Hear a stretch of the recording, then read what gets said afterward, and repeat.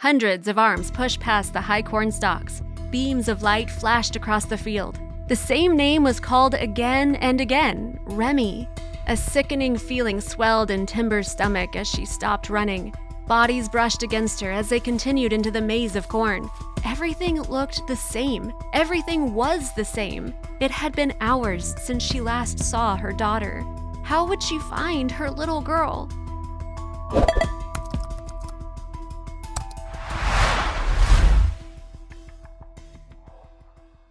When parents are asked about their worst nightmare, their quick answer usually involves their children. Parents spend their lives protecting them from harm and preparing them for life, but that doesn't mean they aren't prone to it during their youth. Timber Elliott dried her palms against the thighs of her pants before shielding her eyes from the sun. She had just finished washing up from dinner when a silence descended. Usually, she could hear the screams and giggles of young Remy as she played with her beloved pet terrier. Her gaze scanned the yard. Nothing. Where was Remy? Remy was always fond of hide and seek. Timber checked her daughter's favorite hiding spots: behind the car, under the hay, behind the corn stalks. Nothing. She slapped her hands and whistled, expecting their dog to run to her side. But she was just met by the rustling of their cornfields. Four-legged Fat Heath usually came to her call every single time. Something was wrong. Timber ran inside their house and pounded up the stairs. She drew every curtain in every room, searched under every bed, checked in every wardrobe, inspected the space behind every door. Remy was nowhere to be found.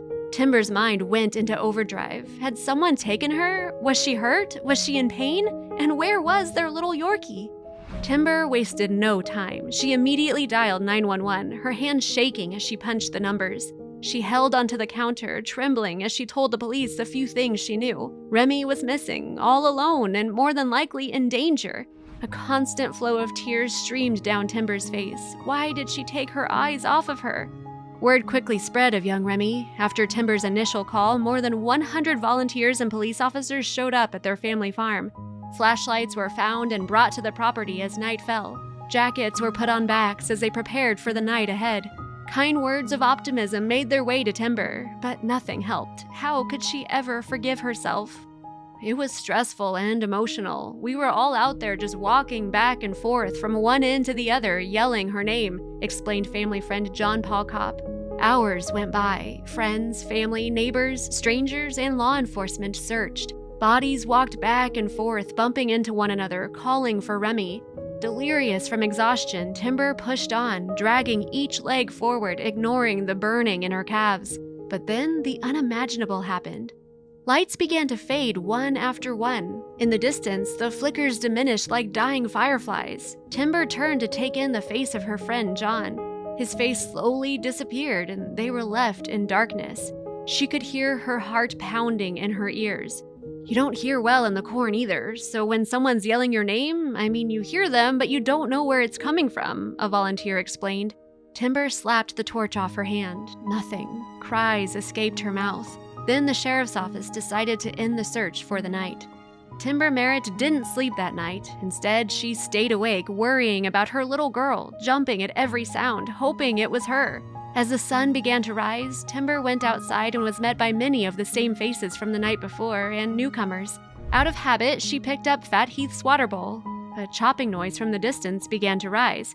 2 helicopters flew above her and made their way towards the field. Timber refused to give up. Once again, the large group made their way into the corn as the sun rose. They scoured the area and called for Remy. Quinlan, Timber's brother, had driven from Kentucky to Missouri to search for his niece.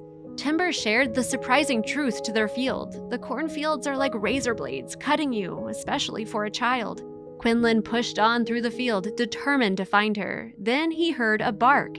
Quinlan stopped for fear he would make noise. He called for Remy again and then waited.